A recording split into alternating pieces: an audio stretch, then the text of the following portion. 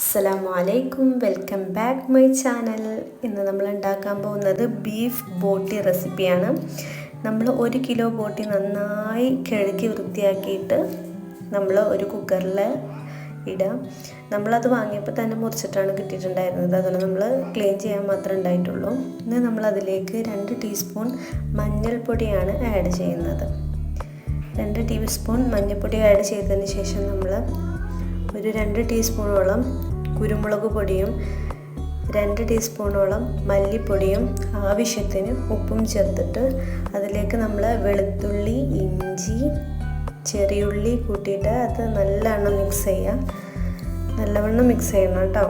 നമ്മൾ ഏകദേശം ബോട്ടിയിൽ എല്ലായിടത്തും മസാല എത്തുന്ന പോലെ നല്ലവണ്ണം മിക്സ് ചെയ്തിട്ട് ഇനി നമ്മളതിലേക്ക് കുറച്ച് കരിവേപ്പില വെച്ചിട്ട് വെള്ളമൊന്നും നമ്മൾ വെക്കുന്നില്ല. നമ്മൾ സിമ്മിലിട്ടിട്ട് നമ്മൾ ഒരു 8 വിസിൽ കേട്ടോ.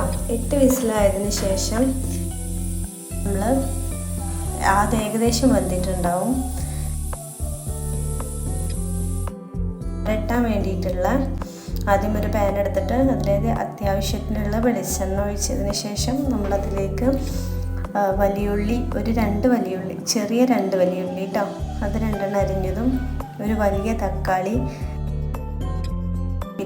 ഒരു 3 മുളക്, 3 പച്ചമുളക് ഒക്കെ ആഡ് ചെയ്തിട്ട് ഒന്ന് വാടാൻ വെക്കുക കേട്ടോ. അത് വാടാൻ വെക്കുമ്പോൾ നമ്മളിതിലേക്ക് കുറച്ച് ഉപ്പും കൂടിയും ചേർത്ത് കഴിഞ്ഞാൽ പെട്ടെന്ന് വാടി കിട്ടും.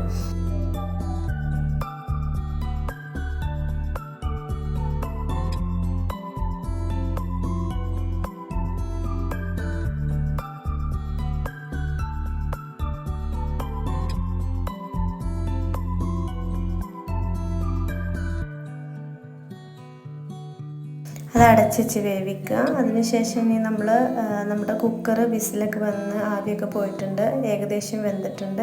ഇനി നമ്മളിപ്പോൾ തയ്യാറാക്കിയിട്ടുള്ള ഈ മസാലയിലേക്ക് നമ്മൾ കുറച്ച് മുളക് പൊടിയും കുറച്ച് ഉപ്പും ഇടുന്നുണ്ട്, കുരുമുളക് പൊടിയും കേട്ടോ. ഉപ്പ് കുറവായതുകൊണ്ടാണ്. അപ്പോൾ നമ്മളത് ആഡ് ചെയ്തതിന് ശേഷം നമ്മൾ ബോട്ടി അതിലേക്ക് ഇട്ടിട്ട് നല്ലവണ്ണം ബോട്ടിയിൽ കുറച്ച് വെള്ളമൊക്കെ ഉണ്ടാവില്ല, അതൊക്കെ ഒന്ന് വറ്റാൻ വേണ്ടിയിട്ട് നല്ലവണ്ണം വെയിറ്റ് ചെയ്ത് അടച്ച് വെക്കുക.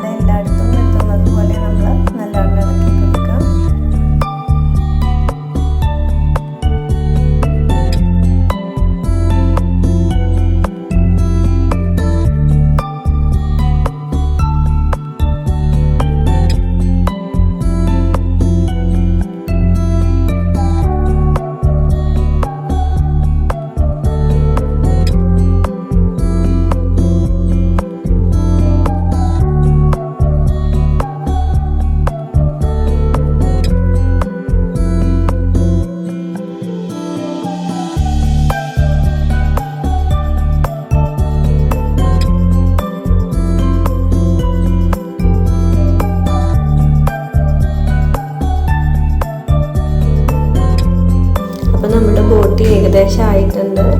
ഇനി നമുക്കിത് സെർവ് ചെയ്യാം.